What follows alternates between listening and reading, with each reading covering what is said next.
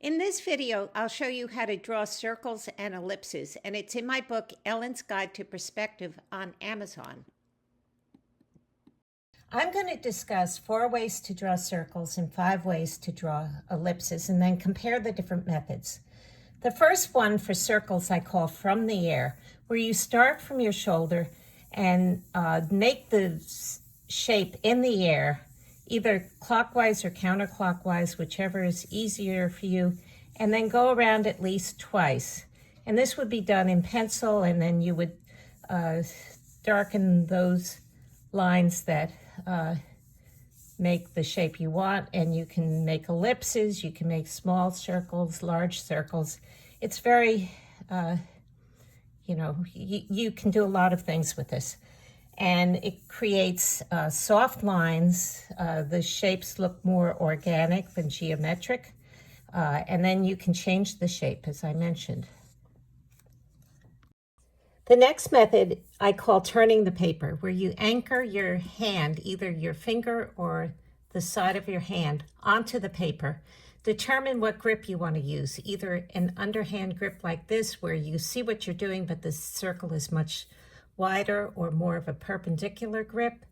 And then do you want to turn the paper clockwise or counterclockwise? Make sure there are no obstructions and use a small paper. So I'm going to just use this little one here. Try to turn the paper smoothly. So I'm going to anchor my finger as best I can and go around like that. And there you have it. 2 more methods I want to discuss is correcting the circle and making many small lines. So with correcting the circle, you make the best circle you can, and then you go back and you try to correct it with other lines like this. And then you pick out the best lines for that circle. This would be done in pencil so that you can erase the mistakes. With many small lines, you go around like this, and usually turn the paper rather than your hand. Always looking for where you're ending up. So something like this. And both of these methods result in multiple lines, so the edges are soft when you're done. One can draw a circle using a 2x2 grid or a box with a horizontal and vertical axis as well as the diagonals. And you mark points where the axes meet the box and 1/3 into the diagonal. So this is 1/3 of this length. And then you just start connecting the dots. It's usually easier to turn the page than to turn your hand.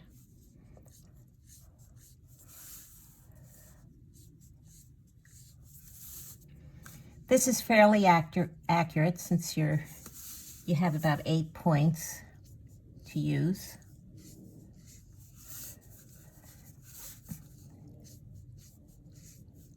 So you get something like that.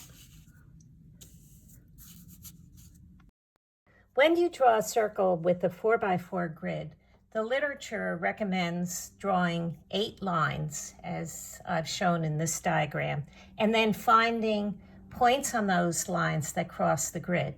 But it's very confusing. So I made up an easier version of that, where you, again, have the 4x4 grid. You identify those points that are on the horizontal and vertical lines, so here, here, here, and here, as I did with the box. Now, for these other lines, I just go in about 1/3. Here, go in about 1/3, go in about 1/3, all the way around. And then you just connect these dots. And since you have more dots than you do with the box, it makes it a little more accurate. And it's pretty quick. But you do have to make a grid on your paper in order to do this. So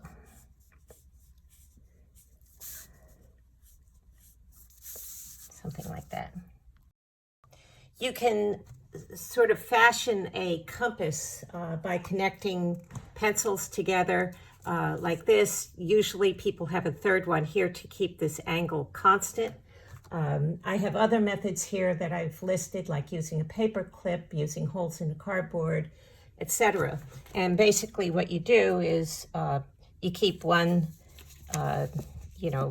constant, and then you turn the other one around like this, which is actually pretty useful. I like to use this method to make parallel lines, especially curving parallel lines, which is hard to do without a tool like this. I want to make some points about ellipses. So this is a circle with a horizontal and vertical axis, and they are perpendicular as indicated by this square sign. As you tilt this can, the circle becomes more elliptical, and you can see that this becomes the major axis of the ellipse, the longest length, and this one is the minor axis, which gets smaller and smaller as you tilt the can, and they remain perpendicular to one another. You can use 3 of the freehand methods that I use for circles to draw ellipses. So there's the one where you draw from the air, like that. There's one where you draw the shape and then correct it. And then another one where you use many lines to draw your ellipse. Now the problem with doing ellipses freehand is that it's hard to do unless you draw the horizontal and vertical axes. It's hard to make them symmetrical. What you want to avoid is pointy ends like that. You don't want this to be pointy, and you don't want the sides to be flat. It should curve continuously.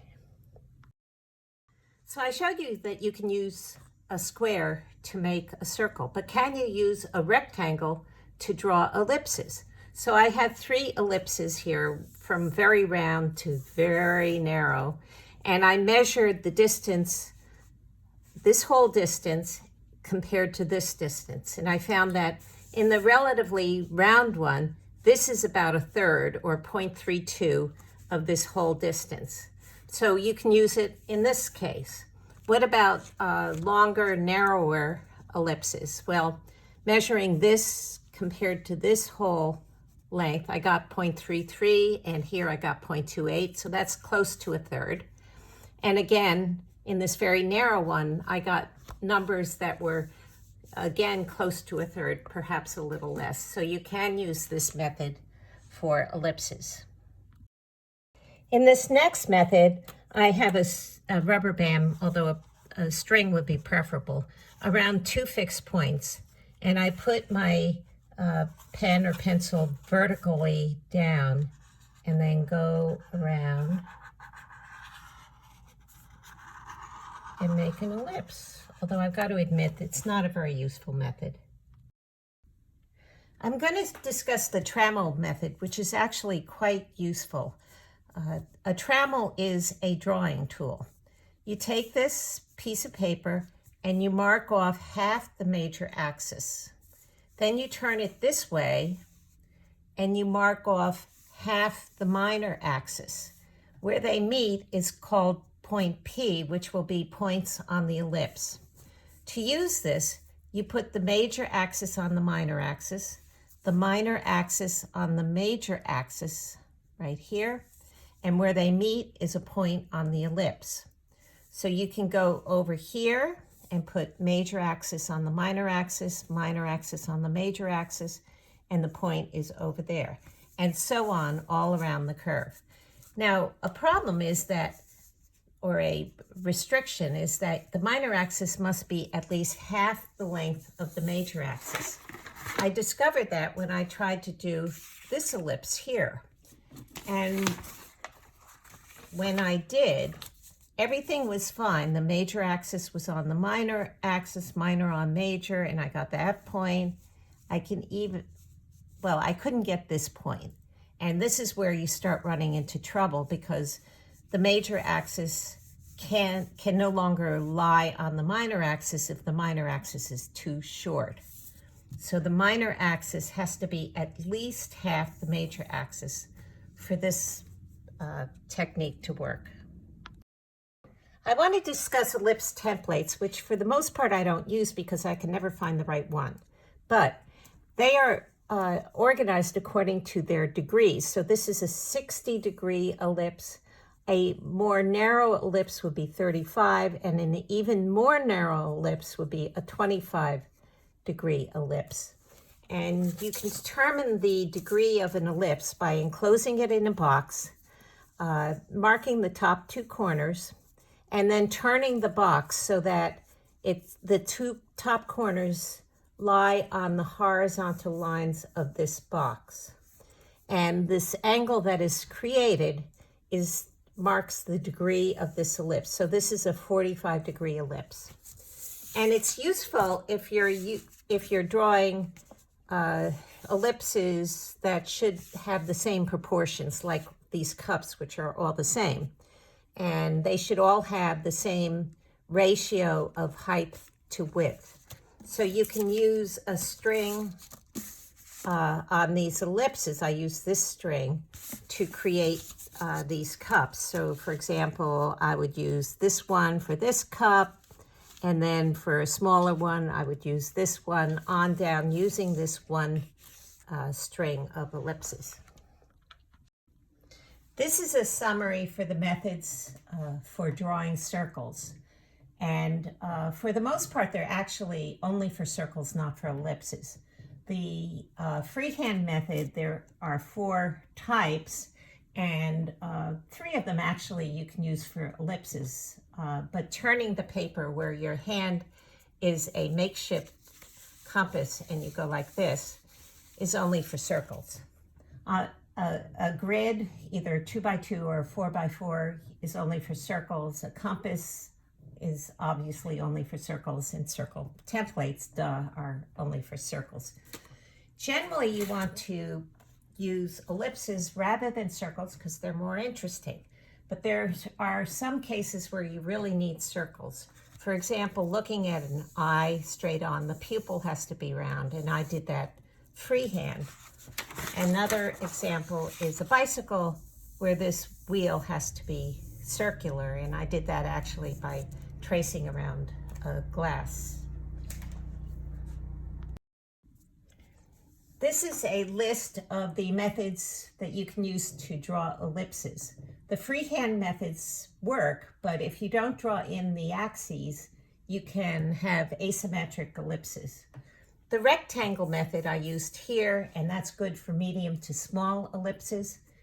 Using the focal points is an accurate method.